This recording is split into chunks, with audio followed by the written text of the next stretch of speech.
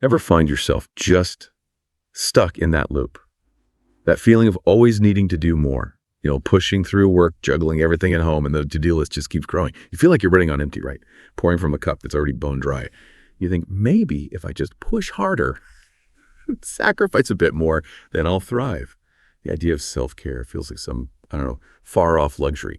But what if that's actually backwards? What is the real key to, living your best life? Building that resilience isn't about more doing, but about more caring for yourself. What if self-care isn't just nice to have, but it's the actual foundation, the non-negotiable base for everything else? That's really what we're diving into today. Our mission, if you will, is to sort of redefine self-care, move it away from being this occasional treat and towards being an essential daily practice, something woven into your life. We want to unpack why it's so vital and, crucially, how you can make it happen. We're going to explore caring for your physical self, your emotional self, mental, spiritual, and social well-being too. Okay, so let's start by tackling some common ideas. When most of us hear self-care, what comes to mind? Maybe a spa day, a bubble bath, those sort of one-off indulgences. They feel good, sure, but is that really it? How does that stack up against what it truly means? Yeah, that popular image, it often misses the real substance, doesn't it? True self-care is much deeper than a superficial treat. It's actually described as this multidimensional, multifaceted process. It's about purposefully engaging in things that promote healthy functioning and well-being. Think of it like intentionally tending to your own garden. If we look at the bigger picture, it's about consciously, consistently meeting your needs, physical, emotional, the whole lot. It's a proactive thing, a deliberate act to kind of strengthen your whole being. And that's absolutely vital for building resilience against stress. It prevents things from just overwhelming you. It's not about being selfish. It's about building a stronger you so you actually have more to give.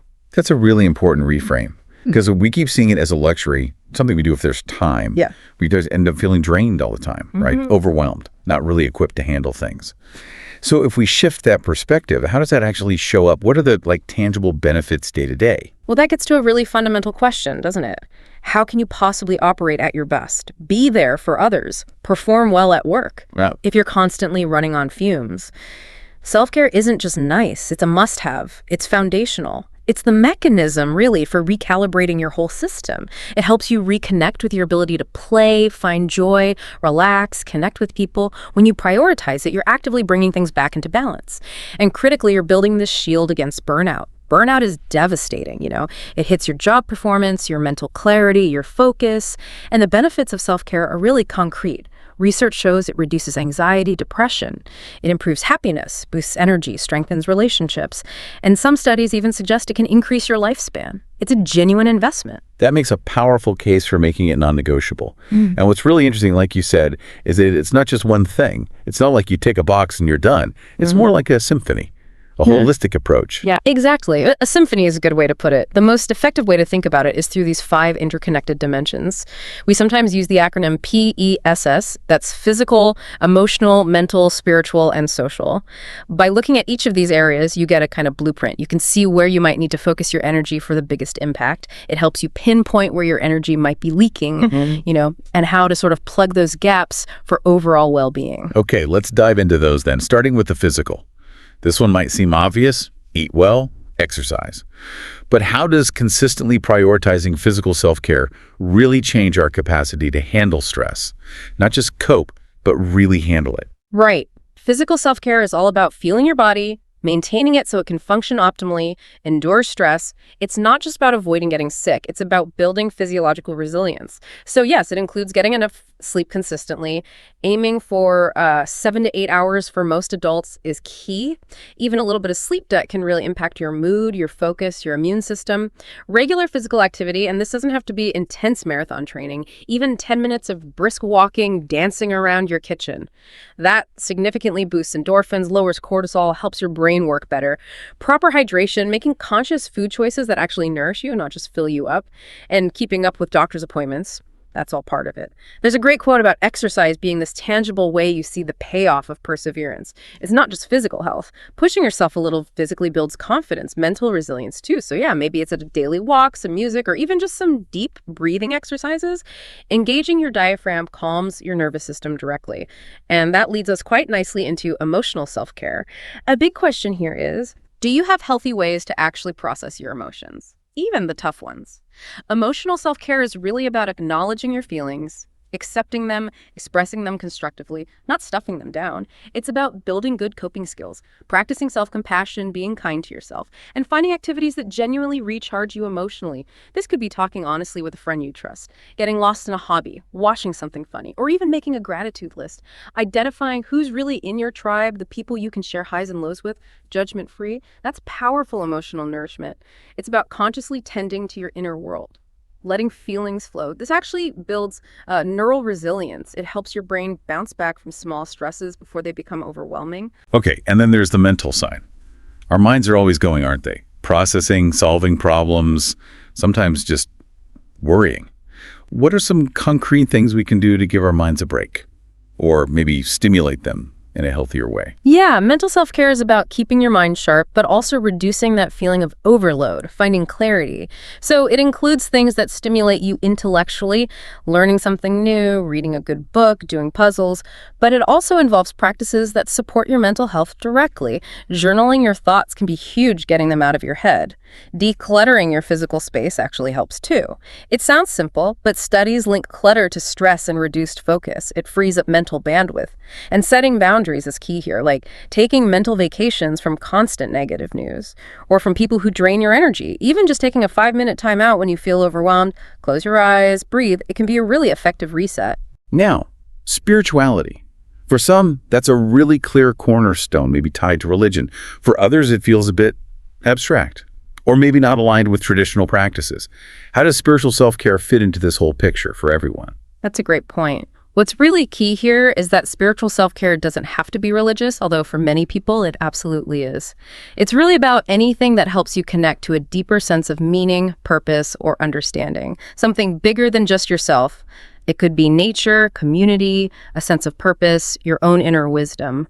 So practices might include meditation, prayer, sure, but also practicing gratitude intentionally, spending time in nature, watching a sunset, really noticing it, volunteering for a cause you care about, even just trying to be less judgmental towards yourself and others. All these things connect you to something beyond the immediate day-to-day stress. They bring a sense of peace, purpose, interconnectedness, which can really combat feelings of isolation. And then the fifth one, social self-care. Human connection. It feels so fundamental, but gosh, it often gets pushed aside when life gets busy, right? We're super connected online, maybe, but are we really connecting in meaningful ways? How does this piece fit in? Social self-care is absolutely crucial. It's about actively cultivating and maintaining those close, healthy, supportive relationships. And like you said, it's not about the number of followers online. It's about prioritizing genuine face-to-face time, or at least, focused virtual time with people who truly uplift you. It means intentionally scheduling that time with loved ones. And this is a big one, learning to say no sometimes. Saying no to commitments that drain you so you can say yes to the interactions that actually replenish your energy. And the impact here is huge. Research, like the long-term Harvard studies, consistently shows strong social ties don't just boost your immune system or brain health, they can literally extend your lifespan significantly by like 50%. That's comparable to quitting smoking. It's about building and leaning on that support system, knowing you're not alone, shared joy, shared sorrow. It makes a difference. Okay, this PMSS framework, physical, emotional, mental, spiritual, social, it feels really comprehensive, super beneficial. Yeah. But I can almost hear people thinking, okay, sounds great, but my reality is crazy hours, family demands, constant pressure. How do I actually do this? What about that guilt? Or just feeling like there's literally no time? That's the million-dollar question, isn't it? And it's completely valid. So how do you implement this? First off, self-care is absolutely not one size fits all. Your plan has got to be tailored to you, your life, your needs right now. So a good starting point is to just assess. Take a moment. What parts of your life are causing the most stress? Then brainstorm even tiny, tiny steps within that PSSS framework to address them. And the golden rule, start small. Really small. Don't try to change everything overnight. Pick one manageable thing you can commit to daily. Maybe it's 5 minutes of quiet breathing, a 10-minute walk. That's it. And the absolute key, you have to schedule it. Treat it like any other important appointment. Put in your calendar. Block out the time. You wouldn't just skip a doctor's visit, right? Treat these self-care moments with the same importance. Maybe try incorporating little rituals, a few minutes of journaling in the morning, a quick stretch midday, maybe unplugging for 15 minutes to read before bed. Technology can help meditation apps, habit trackers, but also know when to just turn the devices off. Create those boundaries. And here's something really important. Be mindful of what I call untargeted self-care. Things like endless scrolling, binge watching, they might feel like escape, but true self-care is about recalibration, not just distraction. Ask yourself, does this actually leave me feeling recharged? Or just later and still tired? Mindfulness helps you figure out what genuinely replenishes you versus what's just, killing time. That difference between distraction and genuine recalibration is huge. Okay, so what about those roadblocks? The guilt, the lack of time, how do we push past those? Right, those are common. For time constraints, remember microdoses count, break things down. 5 minutes of meditation is way better than none. A quick walk is better than staying sedentary. Prioritize fiercely. For the guilt or feeling unworthy, challenge those beliefs directly. Ask yourself, is this truly selfish? Or am I building strength to be better for others? Practice self-compassion. Talk to yourself like you would a good friend. And practice boundaries. Saying no gets easier with practice, even if it's uncomfortable initially. If you feel overwhelmed by options decision paralysis, make a simple self-care menu. List 5 or 10 quick, enjoyable things you can choose from easily. Lack of support. Communicate your needs. Talk to your family, friends. Seek out supportive communities. And for information overload, especially negative news, actively disengaging is self-care. Just turn it off sometimes. Remember, this is an ongoing practice. It evolves. Your needs change. It's okay if you stumble. And if you're really struggling consistently, seeking professional help, a therapist, a coach, that is a powerful, necessary act of self-care itself. It's not weakness, it's strength. So as we wrap up this deep dive, maybe the biggest takeaway is this shift in thinking.